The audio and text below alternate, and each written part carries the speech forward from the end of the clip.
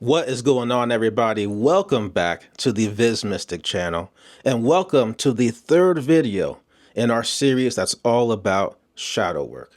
Now, in this video, we're going to go over how shadow work has a deep impact on your ability to manifest. Now, compared to the first and second videos in this series, this one is definitely going to be a little bit deeper. So if you are new to shadow work, I would definitely recommend going back and watching the first and second video where we cover what shadow work actually is, what shadows are, and how you can get the most out of this shadow work journey. But when it comes to this subject about how shadow work relates to manifestation, the relationship between the two is so tight that knowing what I know now, I actually would not try to manifest anything without first doing the shadow work in those associated areas. That's how big of an impact shadow work can have on your ability to manifest. So for some of you out there, shadow work might just be the missing key.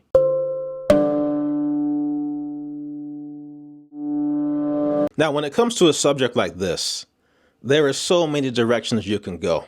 And the thing is, a lot of those directions runs the risk of making this more complicated than it really needs to be. And I find that to be a common issue with a lot of these spiritual topics. Really, the core truth of many spiritual topics is very, very simple. That it's as if it's part of nature, because it really is part of nature. It's just the unmanifested side of nature. So when things are kept that simple, it's almost like you're being reminded of something rather than learning it. So I'm going to try my best to do that here in this video. Keep things as close to that core truth as possible. That way it feels like you're being reminded of something. So to help do that, I'm going to give you the 3 key ways in which shadow work has a very big direct impact on your ability to manifest. Now, the first way that shadow work has a very big impact on your ability to manifest, shadow work rewires your core beliefs. And through rewiring your core beliefs, you will now be able to recognize certain patterns and certain opportunities that you were previously blind to. Now, since this is really a key factor in this conversation of how shadow work impacts manifestation, I'm going to give you a short story just to really drive this point home. So this story is about 2 men who swap places. The first man is Matthew. Now, Matthew has always been rich. He was born into a very wealthy family. He has always known abundance from a very young age. He was taught to have a good relationship with money. Now, the second guy, named John, was born poor, has always been poor, was born to a very poor family. From a very young age, he saw his parents struggle. He started to develop a very negative relationship with money. Now, what we're going to do is take Matthew and take John, and we're going to have them switch places. We're going to take everything that Matthew has, which is about $14 million, and we're going to give that to John. And then we're going to take everything that John has collected through begging on the streets, which is about $14, and we're going to give that to Matthew. And then we're going to leave these men alone for a few years, and then we'll come back and check on them. Now, what do you think will happen? Assuming that neither of these men do any sort of inner work, no shadow work, no counseling, no nothing. What will most likely happen is that the character Matthew will once again be rich. In fact, due to having his back against the wall, being in that situation that we put him in, and therefore being exposed to a different environment, and therefore being exposed to different opportunities that he may not have thought of in the first place, Matthew may very well be on his way to being even more rich than he was when we first found him. Meanwhile, John will probably be in a very unfortunate position. He may have a nice house and a nice car, but his money is slowly bleeding dry. He's invested only in depreciating liabilities rather than appreciating assets. And due to his core belief of lack, his core belief of scarcity, which then leads to greed, he's talked to all the wrong people. He's taken all the wrong opportunities. People who have scammed him. People who have lost his money. And so at this point, he doesn't have nearly as much as he started with. And all it takes is one thing to go wrong, and he will lose it all. He will be in more debt than he was when we first found him. On the outside, his circumstances are much different, but on the inside, he hasn't changed. And of course, as with hermetics, as within, so without. And so the outside is starting to reflect what's on the inside. Now, when it comes to that first character, Matthew, the reason why he can regain his wealth is simply due to the fact that he does not know how to be poor. He doesn't know how to. His mindset is trained for abundance. His behavior patterns are trained for abundance. His relationship with money has stayed positive. And so through all of those things, all he sees around him is opportunity. Meanwhile, John, no matter how much money you give to him, if his mindset is still poor, then all he's going to see around him is lack. And this story is not an exaggeration at all. We've seen many examples of this in real life. You see people who gain a large inheritance. You see people who win a large lottery. And a lot of times what happens is those people end up in a worse place than they were previously. They end up in more debt. They end up getting scammed. Or in other cases, they have so much fear of their newfound wealth because it doesn't fit their normal that they just don't touch it. They just lock it away and they practically forget about it. And so they don't allow themselves to really improve their life in any real way. If we change the story and we have John do some shadow work so that he can readjust his behavior patterns, retrain his subconscious mind, then naturally he would begin to see more and more opportunities. And therefore he would probably grow his wealth rather than losing it all. And that's why this is a major key for the relationship between shadow work and manifestation. As you retrain these inner faculties, your outer faculties will now be able to recognize things that you were previously blind to. In my own case, I was raised in a high control religious group. I was taught to keep myself low. I was taught money is the root of all evil, and therefore taught to have a bad relationship with money. And you know what happened? All of those things played out the way that you would expect them to, until I finally snapped out of it. And I did my shadow work. I did that inner work. And you know what happened? Almost immediately, I could see all these opportunities around me. Everywhere I look, there was opportunities. Even in my own house, things I already had access to now presented themselves as opportunities. I could see opportunities for my friends and family. I'm now always telling, hey, you should do this, you could do that. You know, my entire mindset has been switched to where I can see abundance all around me. I can see positivity and the potential for greatness all around me. This is a very big impact that shadow work has, so that when you try to manifest something and the universe tries to bring you these circumstances, when it comes time for you to do those divine actions that bring you closer and closer to your eventual realization of your manifestation, you're going to actually see those opportunities rather than being blind to them, so that the universe can send you something and you are ready to receive it, rather than it flying right past you. Now, I can keep going on and on and on about this, but I better save this for another video. But the point is, shadow work will help you to recognize opportunities that you would normally be blind to. Now, the second way that shadow work has a direct impact on your ability to manifest is that shadow work helps you to find hidden talents, passions, and ultimately your purpose. Each and every one of us has our own unique divine gifts. And in my opinion, each of these divine gifts is connected to a divine inheritance. And that inheritance is needed to, in a more effortless way, help you to be able to access the experiences, the places, the people that you need for this lifetime. But you can't take advantage of these gifts and access that inheritance if they're suppressed, if they're hidden, if these are things that you gave up on before you even tried, because you believed something that somebody told you a long time ago, and you adopted that core belief into your being as your own, and now you're acting it out. And so now you're limiting yourself according to somebody else's limitations. Meanwhile, the universe is trying to say, hey, do this, do this. This is yours, take this. And you're saying, oh, that's not mine. That's a mistake. Sorry, return to sender. So you can see why this plays a very big part when it comes to manifesting something.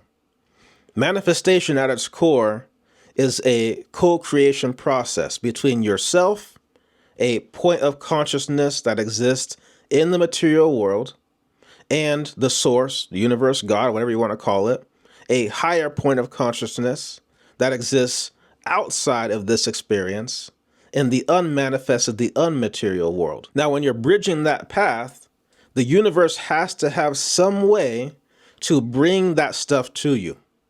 The universe has to have some way to cause you to take divine action so that you can keep going along these steps towards the ultimate realization of your goal. But the issue is, if you are suppressing all of these gifts, chances are all your doors are closed. The universe is trying to give you blessings. It can't reach you because your doors are closed. When you take advantage of these divine gifts, when you take advantage of these talents that you've had all your life, but somebody told you to suppress them, you didn't believe enough in yourself to seek them out and see where they can take you. You thought you couldn't do it because somebody else told you it was hard, and so those doors remain closed. In fact, they're so closed, you don't even realize that they're there. I know for sure that this happened in my own case. Before learning about shadow work, before even getting into spirituality, as I said before, I kept myself very low. I had a very narrow, fixed perspective, not only of the outside world, but also of my inner world. What I thought I was capable of was very limited. As I did my shadow work, as I got into consciousness, had my own ego death experience, now I'm starting to realize just how powerful and capable I am. Now I'm starting to recognize these latent gifts and talents in myself that I hadn't tapped into. And the more I started to use those gifts, the more doors started to open. The more I started to use those gifts, the more I started to walk within my own life purpose. And when you're walking within your own life purpose, the universe is able to send you things so much easier. And that's another factor of this. You know, a lot of people out there are very lost. They're directionless. When it comes to manifestation, you have to have a direction.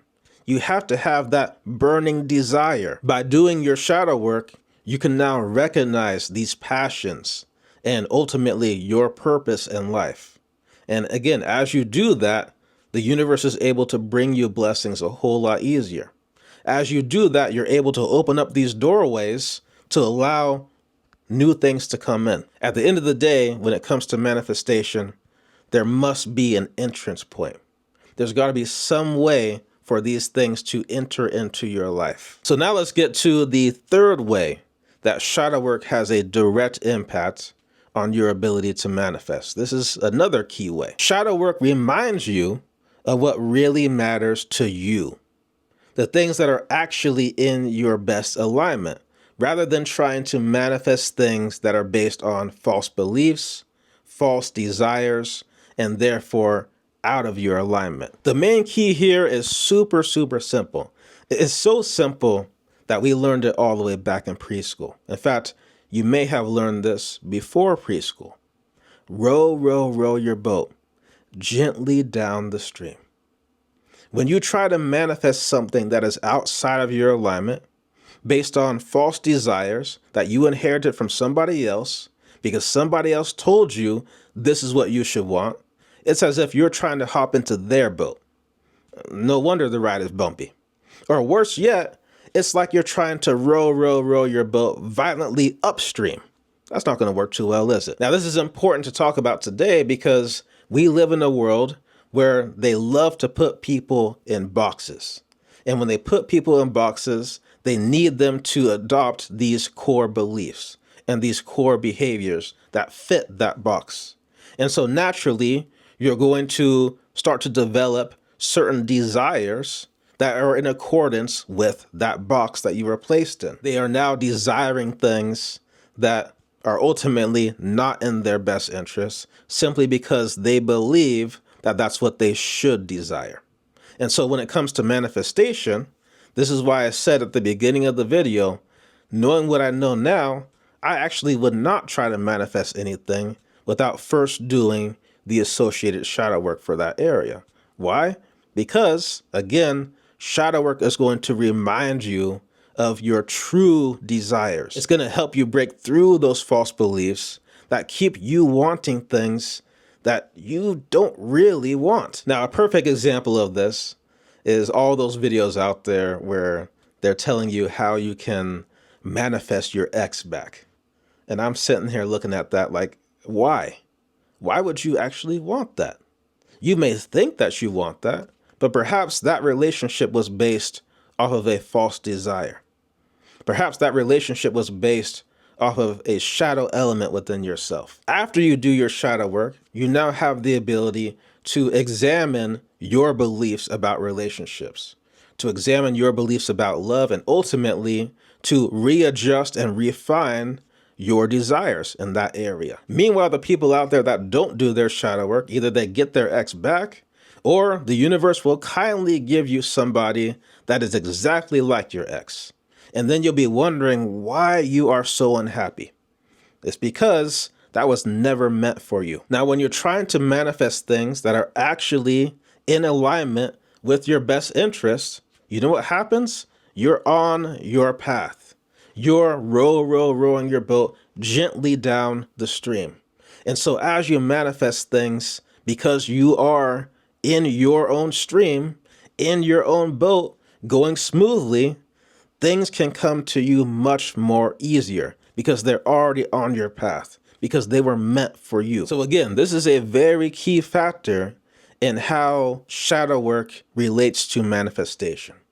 Without this factor, you could be one of the people out there trying to manifest somebody else's desires rather than your own desires, your own true desires. So those are the three key ways that shadow work has a direct impact on your ability to manifest. I can keep going on and on about this subject, but I think it's better to leave that for future videos. Definitely get subscribed because there will definitely be more on the way. But for now, I'll leave you with this.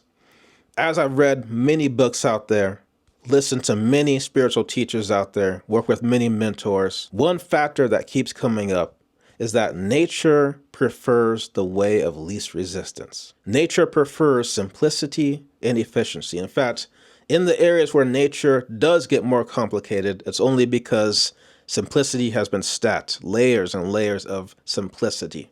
But it's all simple all the way down. Now, again, if you apply hermetics, as above, so below, we can apply that same logic to the higher operations of the universe. The universe, no doubt, prefers the way of least resistance.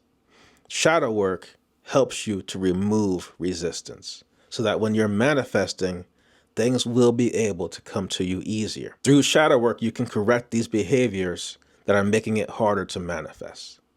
Through shadow work, you can get rid of these false beliefs that are making it harder for you to recognize opportunities. Through shadow work, you can reactivate and rediscover these latent talents and gifts that the universe has provided for you, that has always been there. And you can use those gifts to help you reach your manifestations much easier, to get you into the right places and meeting the right people in the right situations. That's going to require you to use your gifts. It's going to require you to be stepping in your purpose. And ultimately, shadow work will make manifestation much easier. Again, you're rowing your boat gently down your stream. All of a sudden, life just makes more sense. Things come to you much more easily. Yes, the stream may have certain areas where you experience some rapids, but you know what? It's certainly better than trying to get into somebody else's boat, and it's certainly better than trying to unknowingly row upstream, which will never, ever, ever work. So hopefully this video has encouraged you to do your shadow work and to remove these blocks that are making it harder to manifest, to remove blocks that may cause you to self-sabotage when you do achieve your manifestation goals. We don't want that, right? You did all that work to get there. Let's make sure you stay there. Manifestation is all about becoming this version of you that already has those things. And shadow work is about becoming the ultimate version of you. So I'm sure you can see how those two things go hand in hand together. If you do your shadow work, trust me, everything will get a whole lot easier. So hopefully this entire shadow work series has encouraged many of you out there to do your shadow work. Those of you that are coming to this series from the Shadow Work app, I really hope that this series has helped you to get the most out of your shadow work journey.